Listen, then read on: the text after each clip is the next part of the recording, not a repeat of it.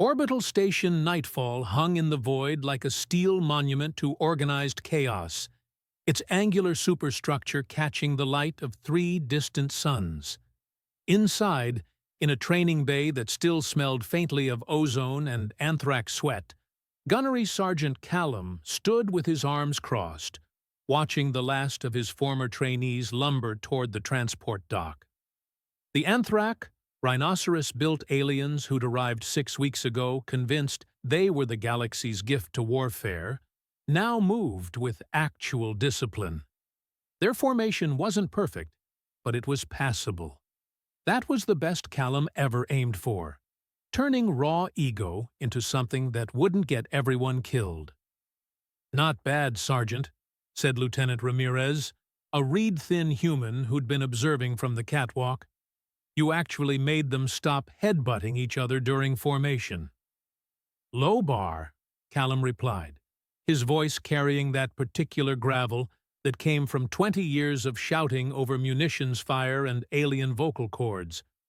"But yeah, they'll do." He turned away from the viewport, already mentally cataloging what needed repair before the next intake group. The crash mats had taken a beating. The anthrax tendency to solve disagreements with full-body charges had left several panels cracked and smoking. His datapad chirped. "Command frequency." Callum's jaw tightened instinctively, because nothing good ever came from command at 1900 hours on a rest rotation. "Gunnery Sergeant Callum, report to Admiral Porthos immediately." The automated voice chirped with artificial cheerfulness. Ramirez winced sympathetically. "Want me to prep your dress uniform?" "For what? A medal or a court-martial?" Callum was already moving toward the corridor, his boots striking the deck plating with metronomic precision. 23 years in service had taught him one immutable truth. When an admiral summoned you personally, you showed up fast and prayed it was quick. The walk to command took 8 minutes through corridors packed with the usual station traffic: cargo haulers, maintenance crews, and a group of Peluvian traders who scattered like startled birds when Callum approached. His reputation preceded him, which suited him fine, meant fewer people trying to make small talk. Admiral Porthos occupied an office that overlooked the station's main docking array, all reinforced viewports and minimal decoration. The Admiral himself was Aquarian, vaguely fish-shaped, with bulbous eyes that never quite seemed to focus on the same thing, and a mouth that perpetually turned downward in what humans mistook for disappointment, but was actually just how his species looked. "Gunnery Sergeant," Porthos said, his voice bubbling slightly through his species' natural respiratory system. "Thank you for coming promptly." Callum stood at attention. "Sir." "At ease, Sergeant. Please, sit." That was worse. Admirals who wanted you sitting were admirals about to ruin your day in complex and irreversible ways. Callum sat. Porthos manipulated a haptic display, and a holographic image materialized above his desk. A planet, green and blue, with 3 small moons. "Are you familiar with Meklos Prime?" High-gravity world, roughly 1.6 standard, inhabited by the Meklon Coalition. Callum kept his tone neutral. Apex predators, lion-adjacent physiology. Politically neutral, resource-rich, generally stay out of galactic affairs. Accurate, if simplified. Porthos's fins rippled in what might have been approval. The Meklon have recently expressed interest in strengthening ties with the Combined Species Defense Initiative. Specifically, they've requested human military expertise. Callum's instincts started screaming. "Sir, with respect, the Meklon don't need our military training. They're born hunters, pack tacticians. Their planetary defense forces are already among the most—" "They don't want training for their military," Porthos interrupted, and his expression managed to achieve an even more pronounced downward turn. "They want it for their cubs." Silence filled the office like a physical presence. Cubs, Callum repeated slowly. 12 of them, to be precise. Ages 6 through 10 in human equivalent years. Porthos pulled up another image. A group of small, tawny furred creatures with oversized paws and eyes that somehow managed to look simultaneously innocent and calculating. According to Ambassador Enrala, the cubs have been exposed to human military broadcasts, recruitment materials, training documentaries, that sort of thing. They've become, in her words, inconsolably enthusiastic about human military protocols. Callum stared at the hologram. One of the cubs appeared to be attempting a salute and had somehow gotten its paw stuck behind its ear. "They want me," Callum said flatly, "to babysit. They want you to conduct a cultural exchange program." Porthos said the words like they physically pained him. 1 week, basic military protocols, discipline, routine. The ambassador believes that if the cubs can experience authentic human training methods, they'll satisfy their curiosity and return to traditional Mechlon education. "Sir, I train soldiers, adults, sentient beings who understand concepts like mortality and consequences." Callum leaned forward. "I break down recruits and rebuild them into functional components of a military unit. You're asking me to do that with children." "I'm ordering you to conduct a diplomatic cultural exchange," Porthos corrected, his tone hardening. "The Mechlon Coalition controls 3 resource-rich systems that we desperately need for the mining initiative. Ambassador Enrala specifically requested you by name after reviewing your service record. Apparently, you're considered the exemplar of human military excellence. I'm considered a hard-ass who makes grown aliens cry." Precisely what they want. Porthos closed the hologram. "Gunnery Sergeant, I understand your reservations. I share them. But this is politics, not warfare. And sometimes politics requires us to do things that make us uncomfortable. 1 week. Keep the cubs safe, show them some drills, send them home happy. Can you do that?" It wasn't really a question. Callum stood, his spine rigid. "When do I start?" "Tomorrow, 0800 hours. Habitat Ring 3 has been converted into a temporary training environment. Ambassador Enrala will meet you there with the cubs." Porthos's fins rippled again. "And Sergeant? Try not to make any of them cry. Their parents are apex predators with diplomatic immunity." "Understood, sir." Callum left the office with the distinct feeling that his career had just taken a turn into uncharted and potentially humiliating territory.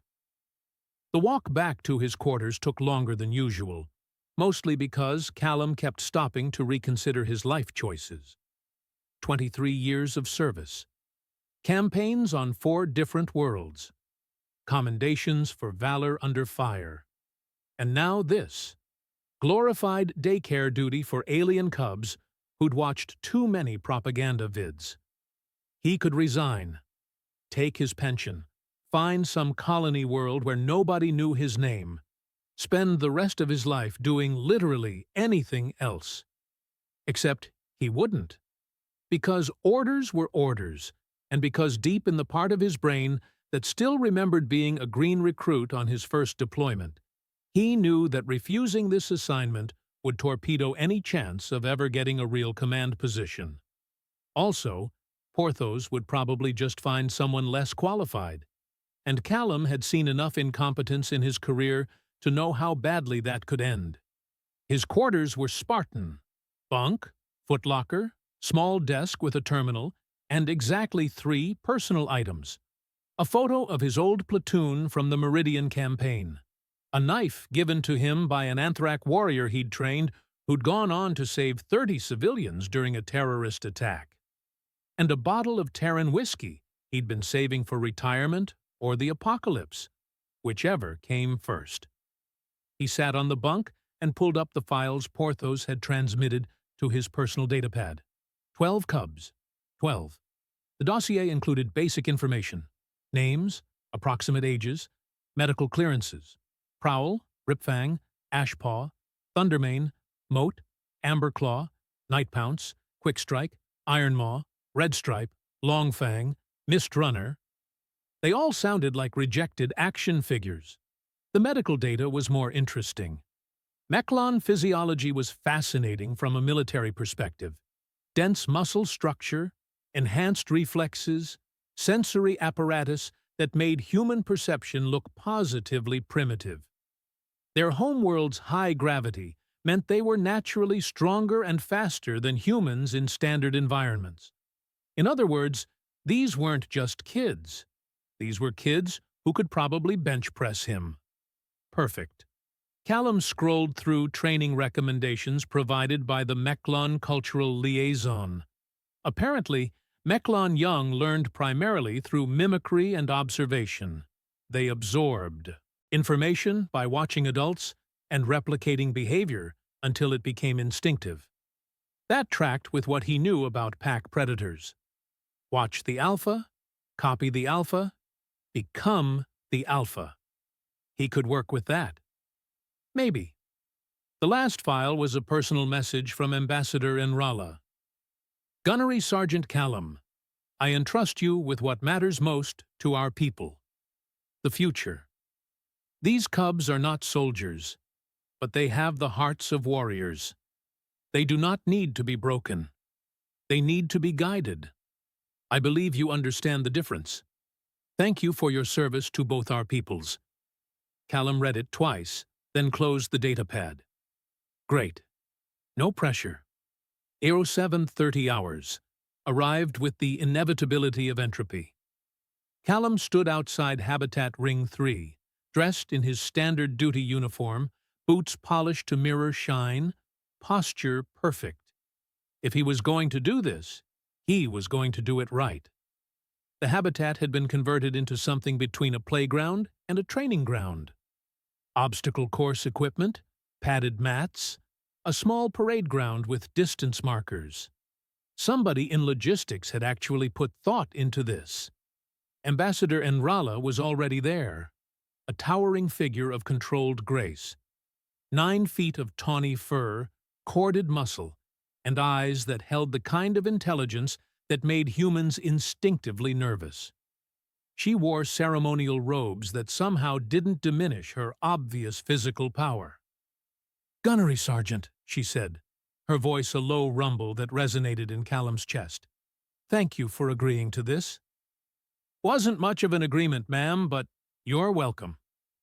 Callum executed a crisp salute, which Nirala returned with surprising precision. "Where are the cubs?" As if in answer, a door panel slid open, and chaos tumbled through. 12 balls of fur, fangs, and enthusiasm exploded into the habitat like a furry grenade. They ranged in size from maybe 3 feet tall to just over 4, all golden tan coloring with darker spots and stripes, all moving with that particular combination of clumsiness and grace that characterized young predators. They saw Callum and froze for about 2 seconds.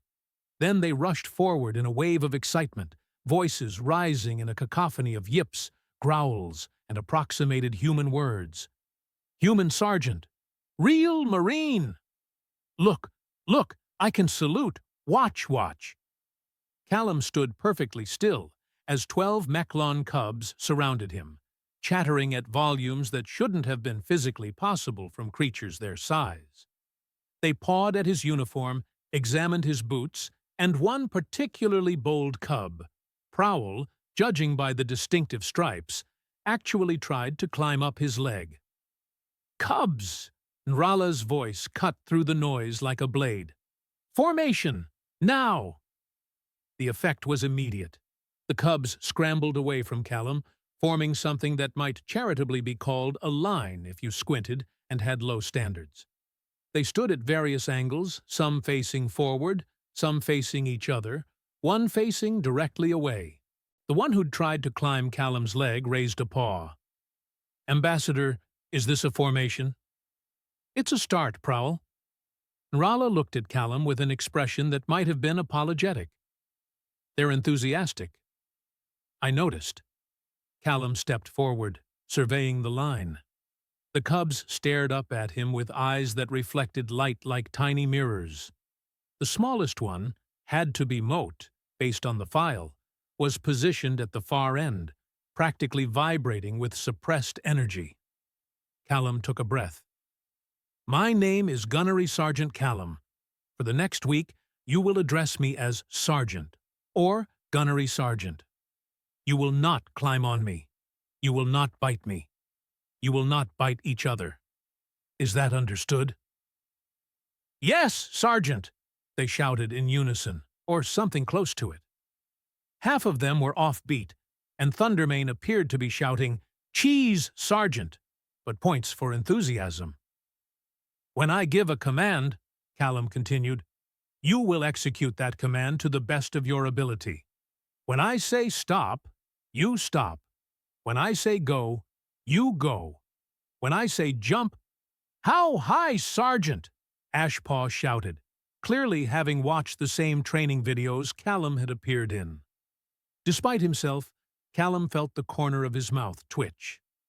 Exactly. Nrala stepped back, giving him space. They're yours, Gunnery Sergeant. I will observe from the command center. Please, try to enjoy this. She left before Callum could respond. He turned back to the cubs, who were still attempting to hold formation and failing spectacularly. Moat had somehow gotten turned around and was now facing backward. Night Pounce was leaning so far to one side, he was practically horizontal. This was going to be a very long week. All right, Callum said, projecting his voice the way he'd learned to project it over artillery fire. First lesson. What is a formation? Ironmaw's paw shot up. It's when soldiers stand in lines and look scary. Close enough. A formation is how military personnel organize themselves for maximum efficiency and discipline. It allows commands to be distributed clearly and ensures everyone knows their position relative to the unit. Callum walked along the line, gently nudging cubs into better positions. Right now, you look like you fell out of a transport and landed randomly. We're going to fix that. He spent the next 20 minutes on basic spacing, teaching them to extend their arms, paws, and maintain consistent distance from each other. It was harder than training adults, because cubs kept getting distracted by their own tails, or each other's ears, or something shiny on the deck plating. But slowly, incrementally, something resembling an actual formation emerged. Better, Callum admitted. Now, when I say attention, you stand exactly like this. Spine straight, paws at your sides, eyes forward. When I say at ease, you relax but maintain position. Let's try it. Attention! The cubs snapped to attention with varying degrees of success. Moat, still at the end of the line, somehow achieved perfect posture. His small frame went rigid, paws precisely aligned, eyes locked forward with an intensity that was almost disturbing. Outstanding, Moat, Callum said, and the little cub's ears perked up. Everyone else, match Moat's position. They adjusted, and the line actually looked decent. At ease, they relaxed, and Callum felt something unexpected, a tiny spark of professional satisfaction. They were learning, fast. Now we're going to practice facing movements. About face means you turn 180 degrees. Left face means 90 degrees to your left. Right face means 90 degrees to our right. Quick Strike interrupted. Correct. Let's try it. About face. The cubs spun, and it was beautiful chaos. Some turned left, some turned right. Thundermane somehow ended up facing the ceiling. But they were trying, and that counted for something. Callum hid his smile and started again. By 1,000 hours, they'd mastered basic facing movements. By 1100, they could form up without being told where to stand. By 1200, Callum called a break and watched as the cubs collapsed in an exhausted heap, panting. "Water," he ordered, pointing to a station set up along the wall. "Hydrate, rest for 15 minutes, then we continue." The cubs scrambled to the water station, and Callum noticed something. As they moved, they unconsciously maintained formation spacing. They'd internalized it already. Moat approached with a cup of water clutched in both paws. "Sergeant?" "Yes, Moat? Are we doing good?"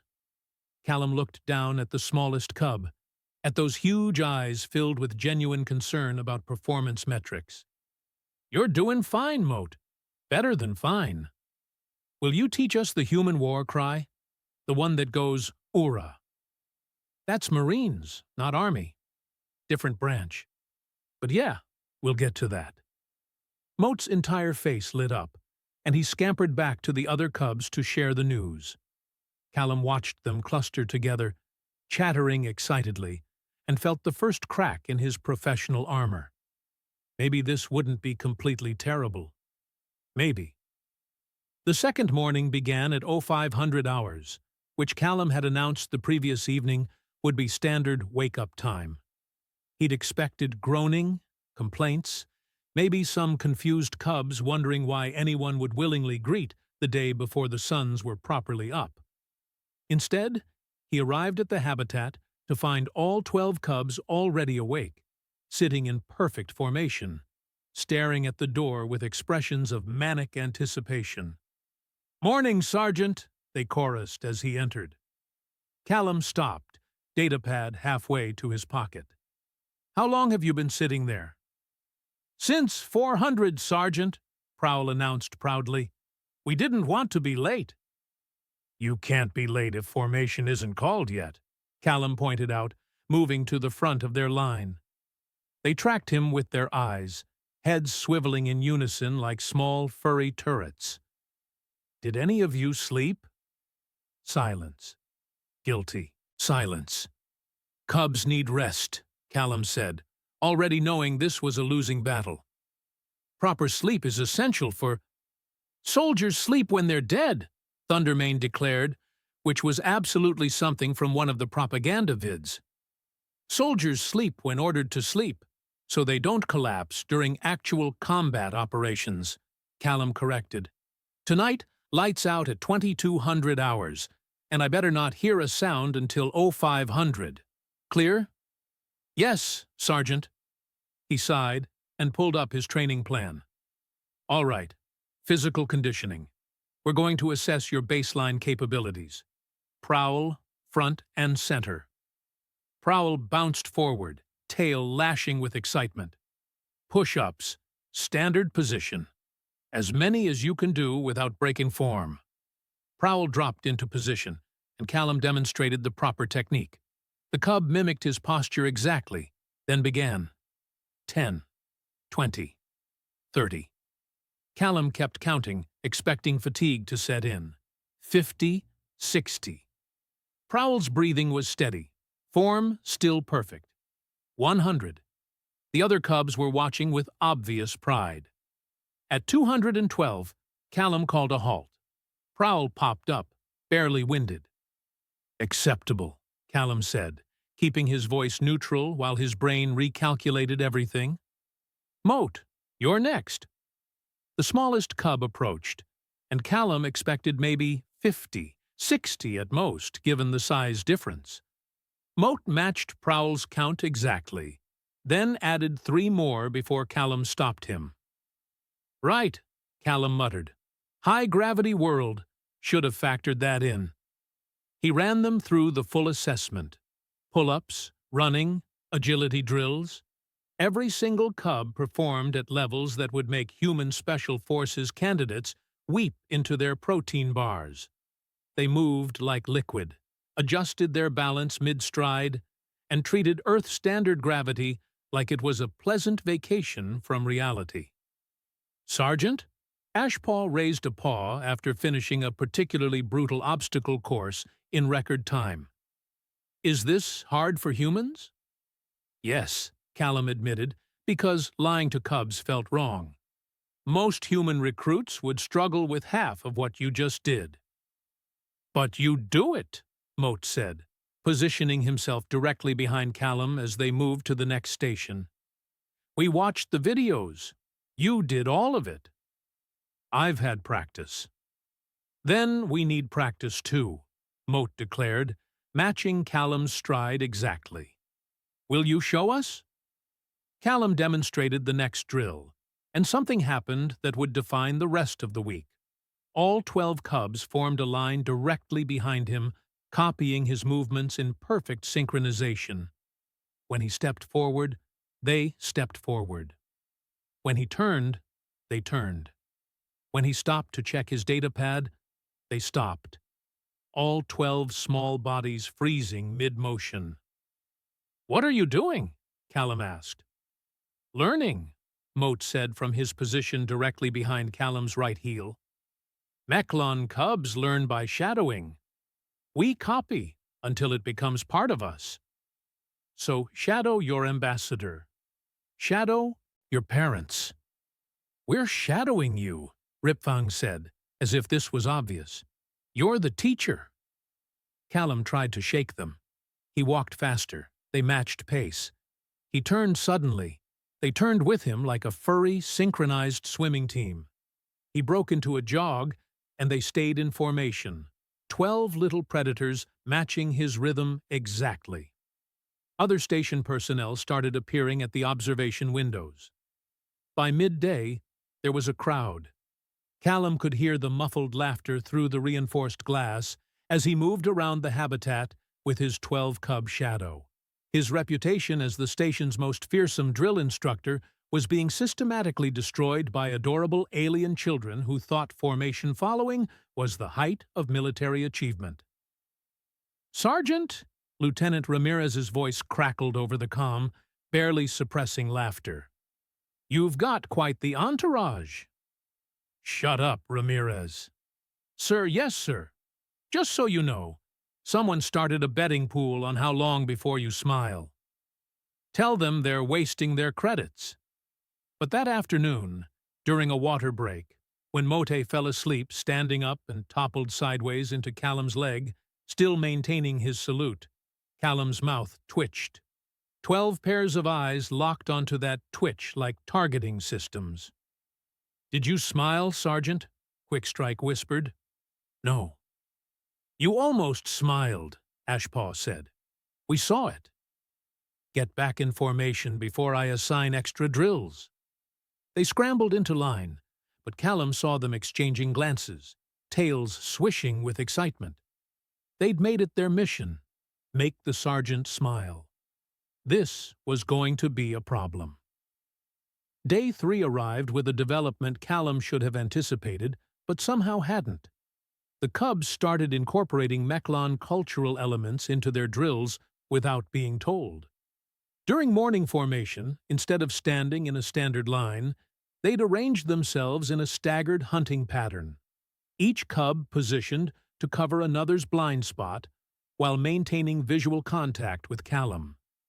It was instinctive pack behavior, translated into military formation, and it was genuinely brilliant. Who taught you this? Callum asked, walking the pattern and noting how efficiently it covered the available space. Nobody taught us, Sergeant, Amberclaw said. It felt right. Felt right. Because to them, military tactics and hunting tactics weren't different things. They were the same skill set, with different applications. Callum adjusted his training plan on the spot. If they were going to merge instinct with instruction, he'd work with it instead of against it. All right, new exercise. Instead of marching in straight lines, we're doing tactical movement. Imagine you're moving through hostile territory. Use cover, maintain spacing, keep your unit in visual contact at all times, he demonstrated, using the obstacle course equipment as improvised cover. The cubs watched with laser focus, those reflective eyes, tracking every movement. Then they did it themselves, and Callum had to actively prevent his jaw from dropping. They moved like water flowing downhill, individual cubs taking point, while others covered, rotating positions seamlessly, communicating with subsonic growls he could barely hear. It was pack-hunting behavior refined into something that looked suspiciously like Special Forces tactical movement. "Hold!" Callum called, and they froze instantly. "Moat, why did you take the left flank position?" "Prowl's stronger but slower, Sergeant. I'm faster but smaller. If there's trouble, I can scout while he holds the line." Moat said this like it was obvious, like military tactics were just hunting math, which, Callum realized, they basically were. Outstanding reasoning. Continue. They ran the drill again and again, each iteration smoother than the last. By midday, they were moving through the course like they'd been doing it for months instead of hours. Ambassador Enrala appeared in the observation window, watching her cubs move with obvious pride. She activated the comm. "Gunnery Sergeant, might I have a moment?" Callum called a water break and met the ambassador in the observation room. Up close, she was even more imposing, radiating that particular confidence that came from being an apex predator in a galaxy full of prey. "They're exceeding expectations," Enrala said, watching the cubs cluster around the water station below. "They're exceptional," Callum corrected. "Raw talent like this is rare in any species. You put proper training behind it and—" He stopped, seeing her expression. "What aren't you telling me, Ambassador?" Nrala's ears flattened slightly. "The Mechlon Coalition has been isolated by choice for 3 generations, Gunnery Sergeant. We are proud, perhaps too proud. But the galaxy is changing. Threats that respect neither borders nor neutrality are emerging. You're preparing for something. We're preparing for everything." She turned to face him fully.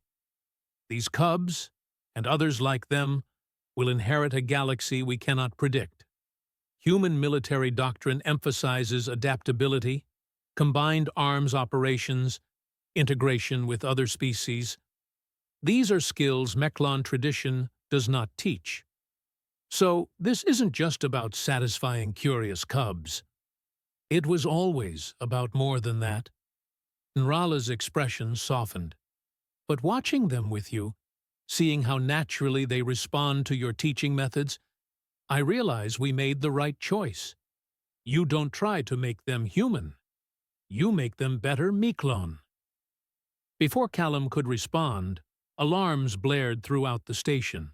Harsh, urgent, the kind that meant something had gone catastrophically wrong. "Containment breach. Xenobiology wing," the automated system announced. "Hostile specimen loose. All personnel evacuate sections 12 through 18. Security teams respond." Callum's training kicked in instantly. "Where's the Xenobiology wing relative to us?" 3. Sections forward. Same ring." Nrala was already moving. "The cubs!" "Stay here. Maintain lockdown." Callum hit the comm. "Command, Gunnery Sergeant Callum responding. What's the threat assessment?" "Ravager specimen, adult, agitated state," came the response. "Class 4 hostile. It's heading toward civilian sections. All military personnel report immediately." Ravagers, insectoid killing machines that made most predators look like friendly pets. Callum had seen one take apart a fortified position during the Outer Rim conflicts. They were fast, armored, and smart enough to be genuinely terrifying. He grabbed a plasma rifle from the emergency locker and headed for the door, mind already calculating approach vectors and civilian evacuation routes. The door opened to reveal 12 Mechlon cubs standing in perfect formation. "No," Callum said immediately. "Absolutely not. Back inside, Maintain lockdown protocol. You taught us, Moat said quietly. Never leave a squad mate behind. I'm not your squad mate. I'm your instructor. And I'm ordering you to— The civilian section includes the nursery, Ashpaw interrupted. Meeklon younglings, younger than us. Callum felt his carefully constructed argument crumble. The cubs weren't being reckless or defiant. They'd assessed the situation, identified the stakes, and reached a tactical decision. If you follow me, Callum said slowly, you follow my orders exactly. No heroics, no improvisation. Clear? Yes, Sergeant. There was no time to argue. Callum moved, and 12 small predators moved with him. They reached Section 14 to find chaos. Civilians running, security teams trying to establish a perimeter, and somewhere in the tangle of corridors, the distinctive chittering sound of a ravager on the hunt. It's hurting people, Callum realized, watching the crowd movements. Pushing them into a bottleneck where it can— A scream cut through the noise. A woman with 2 small children, cornered in an alcove as the ravager's shadow fell across them. The creature was massive, 8 feet of chitinous armor and bladed limbs, compound eyes glittering with alien intelligence. It advanced slowly, savoring the fear. Callum raised his rifle, but there was no clean shot. The civilians were too close, and the ravager's armor could shrug off anything short of a direct hit to its sensory cluster. Then Moat darted forward. "Moat, no!" Callum shouted, but the cub was already moving, a golden blur of fur and determination. The ravager's attention snapped to the movement. Easy prey. It lunged. Moat dodged with impossible grace, the ravager's bladed limb missing him by inches. The cub didn't run away. He ran perpendicular, drawing the creature away from the civilians. And then Callum saw it. The other 11 cubs had spread out, surrounding the ravager in a hunting pattern. They weren't attacking. They were positioning. Prowl, Thundermane, left flank. Ashpaw, quick strike, right. Ironmaw, center. Moat was calling plays like a seasoned tactical officer, his voice carrying over the chaos. The ravager turned, confused by the multiple targets, unable to decide which to pursue. Every time it committed to one direction, a cub would dart in from another angle, nipping at its legs, forcing it to turn. They were pack hunting it. Callum's brain caught up to what his eyes were seeing. The cubs had created a rotating distraction pattern, keeping the ravager off balance while— "Sergeant!" Red Stripe's voice. "Clear shot! Ventral cluster! Now!" The ravager spun again, and for exactly 2 seconds, its vulnerable underbelly was exposed. Callum fired. The plasma bolt struck true, and the ravager collapsed with a shriek that made everyone's teeth hurt. Security teams arrived seconds later, establishing containment around the downed specimen. Medics rushed to the civilians, who were shaken but unharmed. Callum looked at the 12 cubs, who'd reformed into a defensive circle around him, panting hard, but eyes still alert. "What?" he said very carefully. "Was that?" "Meklon pack hunting protocol adapted for urban combat with ranged support," Moat said, like he was reciting from a manual. "You taught us tactical positioning. We applied it. I taught you obstacle courses and parade formations. You taught us to think like soldiers," Ashpaw corrected. "Soldiers adapt." Nrala arrived with station command, taking in the scene. The contained ravager, the safe civilians, the 12 small cubs standing at attention like they hadn't just done something impossibly dangerous and impossibly brave. "Gunnery Sergeant," Admiral Porthos bubbled, his fins vibrating with what might have been respect. "Report." Callum looked at the cubs, at their perfectly maintained formation, at Moat's slightly smug expression. "Sir, The Cubs demonstrated exceptional tactical awareness in a crisis situation. They identified the threat, assessed civilian risk, and executed a coordinated response that allowed me to neutralize the hostile with minimal collateral damage. They disobeyed lockdown protocols. They followed the most important protocol, Callum said. They protected people who couldn't protect themselves. Porthos studied the Cubs for a long moment. Ambassador Enrala, your younglings are remarkable. They had a remarkable teacher, Enrala replied. That evening, after medical cleared everyone and station command filed approximately 600 forms about the incident, Callum sat with the Cubs in the habitat. They were exhausted, finally, sprawled across the padded mats in various states of collapse. That was stupid, Callum said quietly. Brave, effective, and absolutely stupid. You could have been killed. So could you, Moat mumbled, already half asleep. That's why we helped. You helped because you're a pack, Callum realized. You saw me as part of your pack. You are pack, Prowl said. You teach us. We learn from you. That's how packs work. Callum sat with that for a moment, watching these small predators who'd somehow decided he was worth following into danger. Get some sleep, he said finally. Tomorrow, we're running anti-Ravager drills, since apparently you need them. Will you teach us the human war cry? Nightpounce asked sleepily. Yeah, Callum said. Yeah, I will. Amberclaw's tail twitched. Sergeant? You're smiling. Callum's hand went to his face. Sure enough, there it was. The Cubs' exhausted cheers echoed through the habitat. The remaining days of the program took on a different character. Word of the Ravager incident had spread through the station like wildfire, and suddenly, Callum's cultural exchange program was being discussed in tactical briefings and strategy sessions. Admiral Porthos had quietly requested copies of all training recordings. Ambassador Enrala had extended the program by 3 days, and the Cubs had become minor celebrities, which was creating problems. No, Callum said for the 14th time that morning, blocking the entrance to the habitat. You cannot interview the Cubs for your station newsletter. The Peluvian journalist's feathers ruffled indignantly. The people have a right to know about the heroes who... The heroes are children doing training exercises. They're not a publicity opportunity. Callum crossed his arms.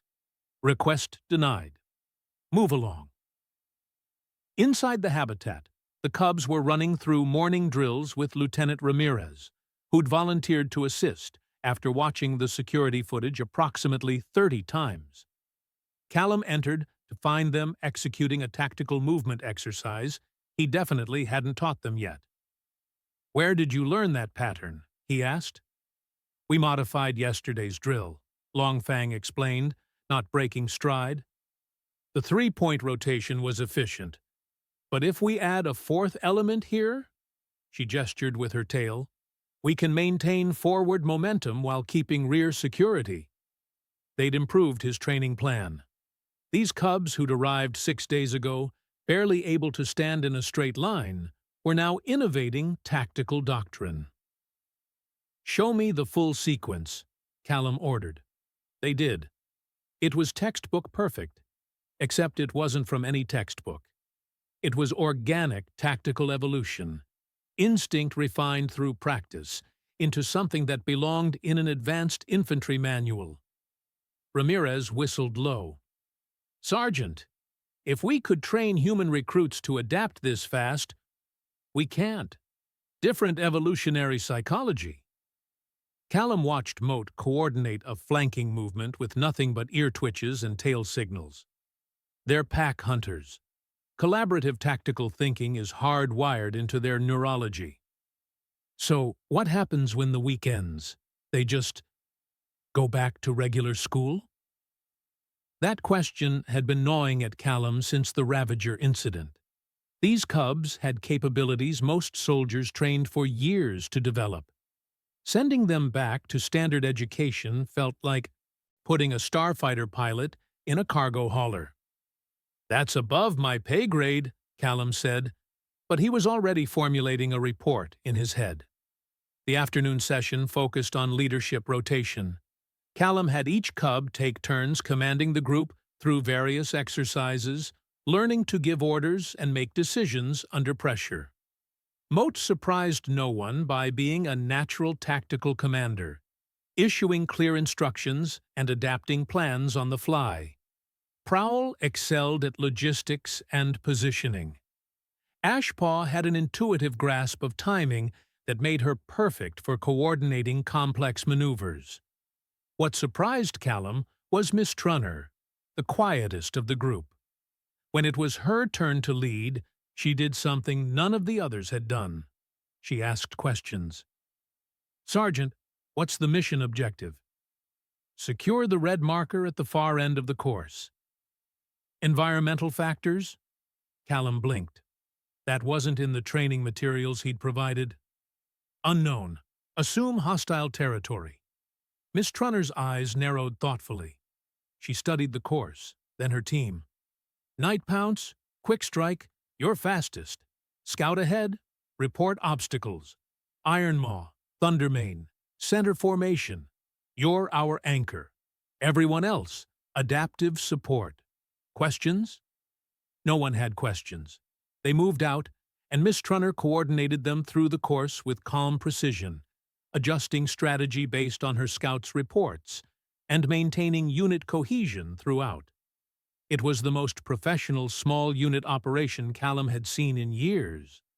When they finished, Miss Trunner approached him. "How did we do, Sergeant?"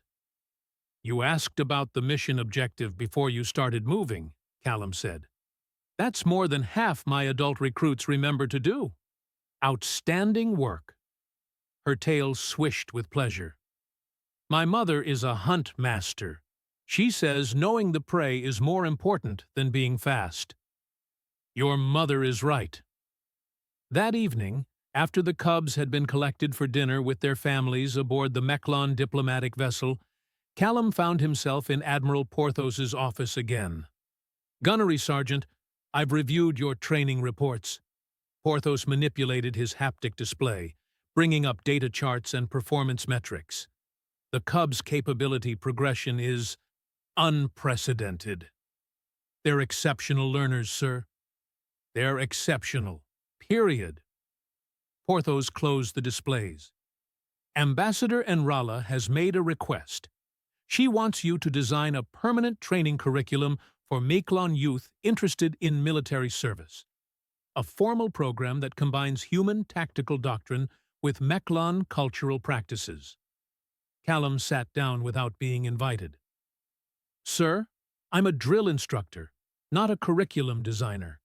That requires pedagogical expertise, cross-cultural specialists. It requires someone who understands both military necessity and developmental psychology for young Mechlon." Porthos's fins rippled. "You've demonstrated both this week. The ambassador specifically wants you to lead the program development." "For how long?" "Minimum 6 months. Station assignment. You'd be working with Mechlon educational advisors, human military consultants, and a rotation of cubs from different age groups." Porthos paused. "It would mean delaying your command track progression." There it was, the choice Callum had been dreading since this assignment started. Take the curriculum job, spend 6 months developing training materials for alien children, and watch his chances at battalion command slip away. Or decline, finish his rotation, and let someone else, someone inevitably less qualified, shape how an entire species approached military integration. "Can I have time to consider it, sir?" "Take the night. But Callum, I've read your file. Every commendation, every after-action report. You're an exceptional combat leader. But this week, I've watched you be something rarer. An exceptional teacher. That matters too. Callum left the office with his thoughts in turmoil. He found himself walking to the Habitat's observation room, looking down at the empty training floor. In 6 days, that space had transformed from a generic exercise area into something that mattered. The cubs had left their mark, claw scratches on the obstacle course padding, a formation diagram they'd drawn in marker on the deck plating, a small pile of camouflage materials they'd gathered for an impromptu hide-and-seek drill. Can't sleep, either. Callum turned to find Ambassador Enrala entering the observation room, moving with that liquid grace that reminded him these beings were predators, even in their most diplomatic moments. Just thinking, Ambassador. About the curriculum proposal. It wasn't a question. I apologize if I've complicated your career trajectory. You're offering me a job, not complicating anything. I'm offering you a chance to shape the future of my species' military integration. Nrala joined him at the window. The cubs worship you, Gunnery Sergeant. Moat has announced he wants to be a human soldier when he grows up. Prowl studies your movement patterns like sacred texts. They've adopted your mannerisms, your speech patterns, even your posture. That's just mimicry. They'll grow out of it. Will they? Nrala's reflection in the window met his eyes. Or will they grow into it? Become the first generation of Mechlon who understand that strength and cooperation aren't opposing concepts. Callum thought about the Ravager incident. 12 small cubs coordinating like a special forces unit because they'd learned to blend human tactical doctrine with Mechlon pack instincts. What do you actually want from this program? He asked. Long term. I want my people to survive what's coming. Enrala's voice was quiet but firm. The galaxy is becoming more dangerous. Pirates, territorial disputes, ideological extremists. The threats grow while we remain isolated in our pride. I want Mechlon youth to learn that asking for help isn't weakness. That other species have knowledge worth learning. That being the best hunter in your territory means nothing if you can't work with the pack. That's not a military curriculum. That's cultural evolution. Yes, Enrala said simply. It is. Callum watched the empty training floor, imagining it full of cubs learning to be more than their instincts dictated, learning to be better. If I take this assignment, he said slowly, I do it my way. No political interference, no diluting the training, because someone thinks it's too difficult.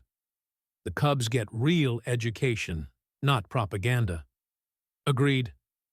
And I want Ramirez as my assistant instructor. He's good with them. Done. And the current 12 cubs. They continue advanced training. They've earned it. Enrala's expression showed approval. They'll be honored. Callum took a breath. 23 years of service, and he'd never made a decision that felt this significant. Then I'll do it.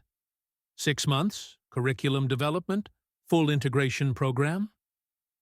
Nrala's hand, paw, extended toward him, and he shook it, feeling the carefully controlled strength in her grip.